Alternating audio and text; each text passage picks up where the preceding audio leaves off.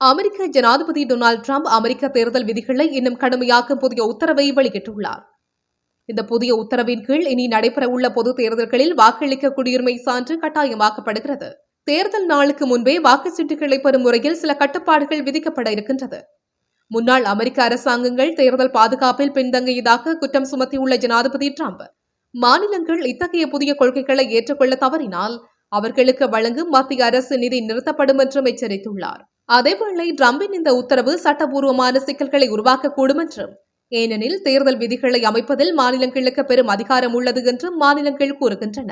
அமெரிக்க ஜனாதிபதி டிரம்ப் கடந்த சில ஆண்டுகளாகவே தேர்தல் முறைகள் குறித்து சந்தேகங்களை எழுப்பி வந்தார். குறிப்பாக 2020 தேர்தலில் ஜோ பைடனிடம் தனது தோல்விக்கு தேர்தல் முறைகேடே காரணம் என அவர் தெரிவித்திருந்தார். குடியுரிமை இல்லாமல் வாக்களிப்பது என முற்றிலும் சட்டவிரோதமாகும். மேலும் சட்டத்தை மீறுவோருக்கு நாடு கடத்தும் தண்டனை கூட இருக்கலாம் என்று அறிவிக்கப்பட்டுள்ளது. இந்நிலையில் டிரம்பின் இந்த புதிய உத்தரவால் பல்வேறு உரிமை குழுக்கள் அமெரிக்க தேர்தலில் வாக்களிப்பதற்கான அடிப்படை உரிமைகள் பறிக்கப்படலாம் என கவலை தெரிவிக்கின்றன.